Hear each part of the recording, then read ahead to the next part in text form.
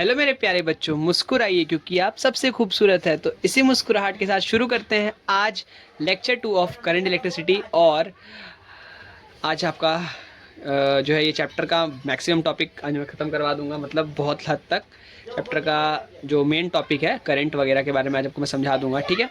और कुछ कुछ लॉज वगैरह है वो सब नेक्स्ट टॉपिक में पढ़ाएंगे, ठीक है।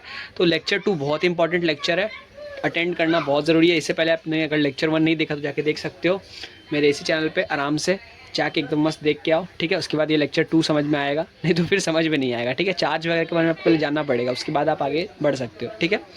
तो फिर से स्वागत करता हूँ आपको मेरे इसी यूट्यूब चैनल जिसका नाम क्या है, मेरे क्या आपका भी यूट्यूब चैनल है, ये क्या है, साइंस शो। तो इसमें हर कुछ शो जैसा पढ़ाया जाता है कि आपको मज़ा आए, है कि नहीं। तो मज़ा तो आएगा। आज का शो जो है उसका जो टॉपिक है उसका नाम क्या है, झटका लगेगा करंट के बारे में जानकर। क्या झटका लगेगा वो आपको आगे पता चलेगा, एक झटका तो लगेगा, ठीक है। लेट्स स्टार्ट दिस वीडियो और बहुत मज़ा आएगा, समझो मज़ा आएगा, ठीक है। Let's go. तो बच्चा पार्टी पहला जो टॉपिक है वो आज का है ईएमएफ। क्या है ईएमएफ?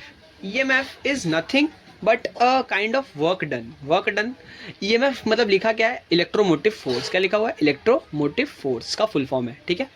तो इसमें एक्चुअल में होता क्या है वो आपको मैं समझाता हूँ। इलेक्ट्रोमोटिव फोर्स का मतलब है कि एक वर्क डन करना किसके द्वारा, इनफ मतलब एक यूनिट चार्ज का वर्क एक यूनिट चार्ज को वर्क डन करने को जो होगा, एक यूनिट चार्ज जो वर्क डन करेगा, ठीक है, एक क्लोज सर्किट के अंदर, उसको हम लोग कहते हैं इलेक्ट्रोमोटिव फोर्स। मतलब एक यूनिट चार्ज क्या करेगा जो वर्क डन करेगा किस में करेगा, क्लोज्ड सर्किट में, ठीक है। किस सर्किट में, क्लोज्ड सर्किट।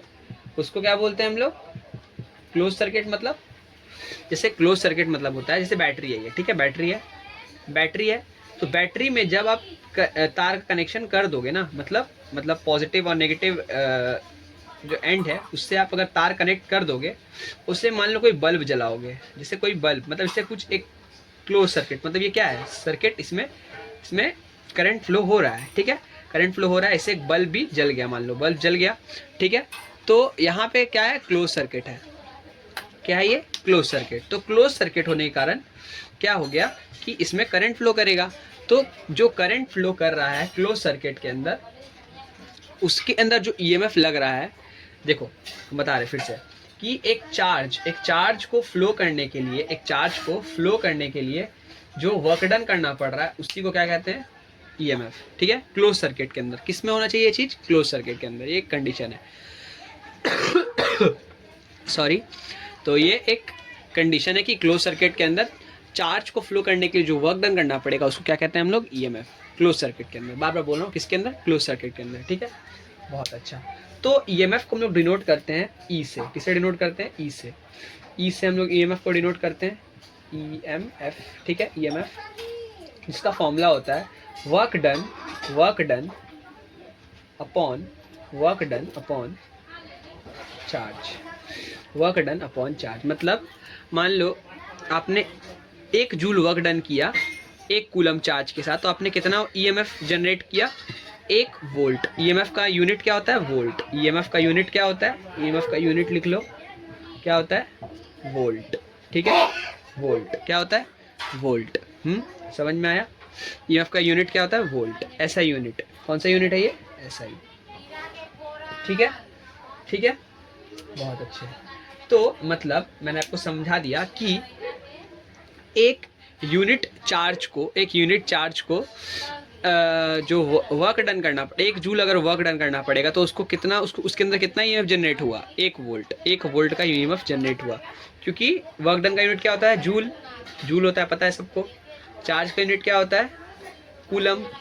तो आपने कितना जनरेट किया, याद रखना, जूल बटे कूलम होता है क्या, वोल्ट। क्या होता है, वोल्ट, ठीक है। मतलब वर्क डन अपॉन चार्ज क्या होता है, EMF. Work done upon charge क्या होता है, ईएमएफ, ठीक है। ये समझ में आ गया, बहुत अच्छे। तो फिर से आपको मैं दोहरा देता हूँ एक बार फिर से डेफिनेशन कि EMF is defined as the amount of work done establishing the flow of unit positive charge in a closed circuit, ठीक है। लिख लो डेफिनेशन, ठीक है। एक बार फिर से सुन लो अगर सुनाई नहीं दिया तो। बहुत अच्छे, यहाँ तक समझ में आया ईएमएफ। आगे बढ़ते हैं, ठीक है। नेक्स्ट जो टॉपिक है आज का वो है करंट। करंट बहुत इंपॉर्टेंट टॉपिक है और ये सब जो छोटे छोटे मैं बता रहा हूँ ना, ये सब नोट करते जाओ, ठीक है।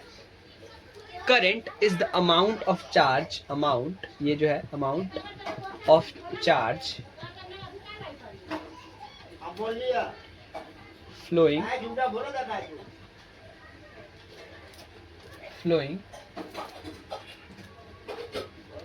amount of charge flowing through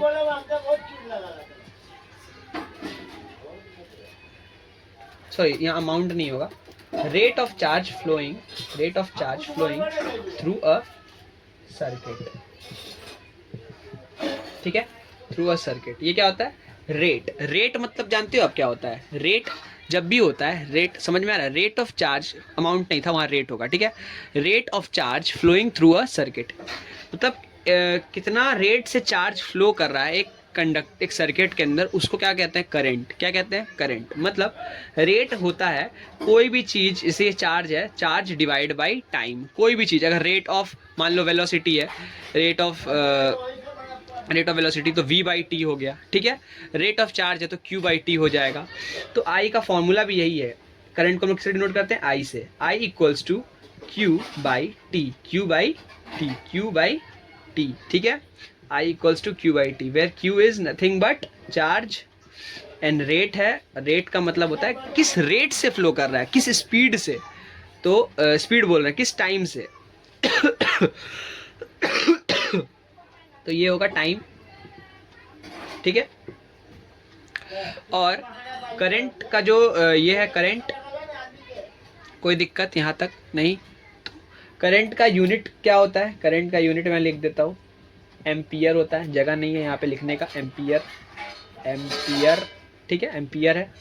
ampere होता है किसका यूनिट? करंट का यूनिट, ठीक है।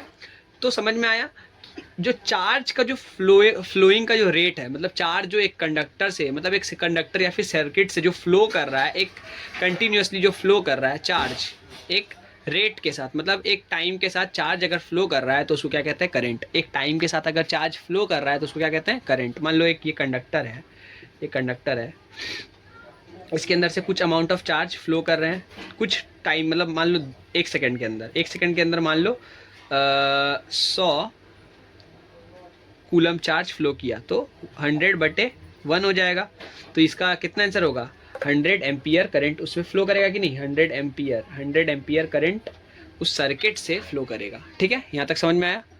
ये सेकंड में होगा कि नहीं? 100 कूलम बाई 1 सेकेंड, तो ये कितना हो जाएगा? 100 एम्पियर, ठीक है। ऐसे अगर 1 कूलम कर दोगे तो 1 कूलम अपॉन 1 तो कितना हो जाएगा? 1 एम्पियर करंट। मतलब मान लो एक सेकंड में एक कूलम चार्ज पास हुआ है कंडक्टर से, तो कितना उसके अंदर करंट फ्लो किया? 1 एम्पियर, ठीक है। ये समझ में आया? किसी को कोई दिक्कत? बहुत अच्छे। तो अभी हमने क्या क्या पढ़ा बच्चों कि यहाँ पे ब्लैक थोड़ा मार्कर यूज कर लेता हूँ। I इक्वल्स टू क्या था? Q by t. ये था कि नहीं? I equals to Q by t था। बहुत अच्छे। तो इसका एक्चुअल में क्या है? कूलम बटे सेकेंड था कि नहीं? इसको हम लोग एम्पियर कहते हैं। ये तो समझ में आ गया यहाँ तक? कोई दिक्कत? इसको हम लोग ए से डिनोट करते हैं। अब इतना तक मैंने समझा दिया आपको, कोई दिक्कत यहाँ पे नहीं? बहुत बढ़िया, ठीक है। तो इसके बाद जो मेरे को आपको एक चीज़ समझानी है कि आपको मैंने उस दिन नहीं समझाया था, चार्ज जो है ना, चार्ज मेरे को लेक्चर 1 में बता देना चाहिए था। ये चार्ज जो होता है ना, क्वांटाइज्ड होता है, क्वांटाइज्ड। अब इसका मतलब किसको किसको पता है? मतलब क्वांटाइज्ड मतलब होता है कि चार्ज इज नॉट गाजर। अब बोलो गाजर कहाँ से आ गया? गाजर का हलवा, नॉट गाजर का हलवा। मतलब चार्ज गाजर का हलवा नहीं है। गाजर का हलवा कैसे आप लेते हो? ऐसे बोलते हो कि मेरे को 1 गाजर का हलवा दीजिए, 2 गाजर का हलवा दीजिए, ऐसे नहीं बोलते हो। चार्ज भी वैसा नहीं है। चार्ज को आप, मतलब चार्ज भी वैसा है जिसमें आप, मतलब गाजर का हलवा आप कैसे मांगते हो? 1 किलो हो गया, 2 किलो हो गया, मतलब कुछ अमाउंट पे मांगते हो, है कि नहीं? ठीक है। लेकिन आप जो चार्ज है वो क्वांटाइज्ड है, मतलब आप उसको आप कैसे कर सकते हो? उसको आप बताता हूँ मैं एक इंटीजर के रूप में मान सकते हो, ठीक है। चार्ज को आप एक इंटीजर एन से एन क्या है, एक इंटीजर मतलब आप एक दे सकते हो चार्ज, एक इलेक्ट्रॉन चार्ज दे सकते हो, 2 इलेक्ट्रॉन चार्ज देते हो, 3 इलेक्ट्रॉन चार्ज दे सकते हो किसी को, लेकिन आप 1.5 इलेक्ट्रॉन, 2.5 इलेक्ट्रॉन, 3.5 इलेक्ट्रॉन ऐसे नहीं दे सकते, या फिर 22.5 ऐसे कुछ नहीं दे सकते। ठीक है, मतलब आपको 1 देना पड़ेगा, 2 देना पड़ेगा, 3 देना पड़ेगा, या 22 देना पड़ेगा, या फिर 4 देना पड़ेगा, ऐसे करके मतलब एक इंटीजर में होना चाहिए, मतलब इंटीग्रल मल्टीपल में होना चाहिए, इंटीग्रल मल्टीपल। ठीक है, इसको बोलते हैं क्वांटाइज, मतलब इंटीग्रल मल्टीपल में होना चाहिए। ठीक है, 1 2 3 4 5 6 इतना इलेक्ट्रॉन दे सकते हैं, 5 इलेक्ट्रॉन, 6 इलेक्ट्रॉन, ऐसे करके। चार्ज इज नॉट गाजर का हलवा, आप उसको ऐसे नहीं दे सकते कि ले भाई 2.5 किलो गाजर का हलवा दे दे, ऐसे कुछ ऐसे नहीं मांग सकते। ठीक है, मतलब जैसे आप मान लो एक एक करके दे सकते हो, 1 2 3 ऐसे करके। ठीक है, तो चार्ज का एक और फॉर्मूला क्या बना, Q equals to n e. क्या बना, Q equals to n e. क्या बना, Q equals to n e. ठीक है, बार बार लिख दे रहा हूँ यहाँ पे भी, Q equals to n e. 1 minute, अब इससे मैं आपको कुछ करके दिखाता हूँ। ठीक है, 1 मिनट। तो Q equals to n e सब पता चल गया बहुत अच्छे से, बहुत अच्छा। ठीक है, तो आई, अब यहाँ पे जो Q है ना, इसको इससे रिप्लेस कर दो, इस इक्वेशन से, तो यहाँ पे एन ई लिख दो, एन ई बाई टी। इसका एक ये भी फॉर्मूला है, किसका, करंट निकालने का। ठीक है, ये 2 फॉर्मूला आपको एकदम कंठस्थ हो जाना चाहिए। तीसरा फॉर्मूला ये भी, Q equals to n e. कुछ फॉर्मूलाज जो है अभी मैं आपको सिखा देता हूँ, कि उसके बाद जो है ना हम लोग सवाल लगाएंगे अब। ठीक है, बहुत बढ़िया बढ़िया सवाल सिखाऊंगा, एकदम समझना सवाल को बढ़िया से। ठीक है, और आगे करते हैं। ठीक है, लेट्स गो, अब न्यूमेरिकल्स करेंगे। ठीक है, बहुत बढ़िया। तो बच्चा पार्टी, एक क्वेश्चन आ गया है, बहुत खूबसूरत सा क्वेश्चन, छोटा सा क्वेश्चन है, बहुत ईजी क्वेश्चन है। जिसको अगर आता है तो वो ट्राई कर सकता है, फॉर्मूला वगैरह मैंने बता ही दिया है, तो आप ट्राई कर सकते हो। तो क्वेश्चन पढ़ो पहले, क्या है, जिसको अभी नहीं समझ में आया मैं बता देता हूँ कैसे करना है। ठीक है, इफ 6 कूलम, ये क्या है, 6 कूलम, पहले क्वेश्चन पढ़ेंगे। यहाँ पे एक डेटा मिला अपने को, क्या मिला, 6 कूलम, मतलब 6 कूलम। ये क्या मिल गया अपने को, बताओ, चार्ज मिल गया। ठीक है, बहुत अच्छे, क्यू मिल गया। हाँ, of charge flow through a conductor in 3 seconds. कितने सेकंड में, 3 सेकंड, मतलब टाइम भी मिल गया, टाइम मतलब टी मिल गया 3 सेकंड्स। ठीक है, 3 सेकंड्स टाइम मिल गया अपने को, थोड़ा अच्छा से लिख देता है सेकंड्स। हाँ, calculate the strength of current flowing through it. ठीक है, तो अपने को क्या क्या मिल गया बच्चा, 6 क्यू मिल गया 6C, और टी मिल गया कितना, 3 सेकंड्स। अब बताओ, हमको बोला है फाइंड द करंट, करंट निकालने बोला, मतलब आई निकालने बोला है। आई बराबर क्या होता है, Q by T, Q by T. तो क्यू का वैल्यू क्या दिया है, 6 का, और टी का वैल्यू है 3, तो कैलकुलेट कर देंगे, यहाँ आ जाएगा 2। कितना आंसर आ गया, 2 एम्पियर। तो ये 2 एम्पियर आपका क्या हो गया, आंसर। 2 एम्पियर क्या हो गया, आंसर। किसका आंसर, करंट का। करंट का वैल्यू हमने निकाल दिया जो क्वेश्चन में पूछा था, समझ में आ गया, बहुत अच्छे। अब दूसरा क्वेश्चन करते हैं, 1 मिनट। तो दूसरा क्वेश्चन जो है, यहाँ पे तीसरा लिख दिया मैंने, क्या भाई, या दूसरा होगा, हाँ, दूसरा क्वेश्चन जो है ये भी बहुत इंपॉर्टेंट क्वेश्चन है, इजी क्वेश्चन है ये भी। जिसको आता है करके दिखाओ, फॉर्मूला मैं आपको यहाँ लिख देता हूँ, वही same formula, I equals to Q by T. ठीक है, तो यहाँ पे क्या क्वेश्चन है, जिसको नहीं आता है देख लो एक बार। ठीक है, an electric current of 12 ampere. अब ट्राई करो कि मेरे से पहले कर लेने का। ठीक है, बहुत बढ़िया। 12 एम्पियर, 12 एम्पियर क्या दिया है, ये आपको एक डेटा दिया है, करंट का वैल्यू दिया हुआ है 12 एम्पियर। ठीक है, बहुत अच्छे। Flows through a conductor for 15 seconds, कितने सेकंड के लिए, 15 सेकंड के लिए। ठीक है, मतलब ये टाइम दिया है, टाइम मतलब टी बराबर 15 सेकंड। ठीक है, टी बराबर 15 सेकंड हो गया। Find the amount of charge, charge मतलब क्यू निकालना है अपने को, दैट फ्लोज। तो अपने को फॉर्मूला बस यही पता है, I equals to Q by T. ठीक है, तो अपने को क्यू निकालना है, तो कैसे निकालेंगे, सिंपल सी बात है भाई, q equals to I t, हुआ कि नहीं, इसको मल्टीप्लाई कर देंगे, क्रॉस मल्टीप्लाई। तो क्यू निकालना है, तो निकालते हैं, क्यू बराबर क्या हो जाएगा, 12 गुणे 15, 12 गुणे 15 कितना होता है, 180। कितना होगा, 180 कूलम। कितना हुआ, 180 कूलम। ठीक है, 180 कूलम, ये समझ में आ गया। ये क्या था, 12 एम्पियर, और ये क्या था, 15 सेकेंड, 15 सेकेंड के लिए फ्लो कर रहा था, मतलब 180 कूलम उस कंडक्टर से फ्लो कर रहा था। ठीक है, एक क्वेश्चन में होमवर्क दे देता हूँ, वो कर लेना। उसके बाद नेक्स्ट जो टॉपिक है उसको हम लोग स्टार्ट करेंगे नेक्स्ट लेक्चर से, जो है ओम्स लॉ, बहुत इंपॉर्टेंट लॉ है, और सबसे ज़्यादा एग्जाम में वही पूछा जाता है, ठीक है। तो बहुत बढ़िया, उसको बता देंगे। उसके बाद लगभग करंट इलेक्ट्रिसिटी का पार्ट, मेन जो टॉपिक था वो सब खत्म हो जाएगा, ठीक है। उसके बाद हम लोग फिर मैग्नेटिज्म वाले पार्ट में जाएंगे। करंट इलेक्ट्रिसिटी का ही पार्ट है जो कि आप 11th-12th में पढ़ोगे, तो वो एक स्पेसिफिक इतना मोटा बुक है आपके लिए, ठीक है। तो वो इधर नहीं है, बस आपको थोड़ा थोड़ा ही पढ़ना है, ज़्यादा नॉलेज लेना है बस 10th में। तो ठीक है, यहाँ तक आपको न्यूमेरिकल अगर समझ में आ गया तो भाई वीडियो को एक लाइक कर देना जल्दी जल्दी, ठीक है। आगे बढ़े और एक क्वेश्चन दे देते हैं और वीडियो को एंड करते हैं, ठीक है। सो ये इज़ द फाइनल क्वेश्चन और यही है होमवर्क, ठीक है। होमवर्क है ये क्वेश्चन करके आना, जिसको जिसको है आगे बढ़ना तो करना पड़ेगा, ठीक है।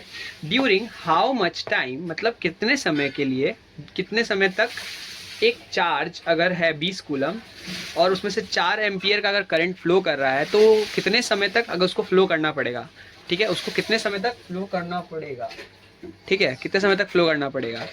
तो यहाँ पे मैं एक हिंट दे देता हूँ क्वेश्चन के लिए, एक हिंट दे देता हूँ। टाइम इक्वल्स टू क्या होगा बताओ, I equals to Q by T. तो टाइम इक्वल्स टू क्या हो जाएगा, क्यू बाई क्या होगा, Q by I, Q by I, ठीक है।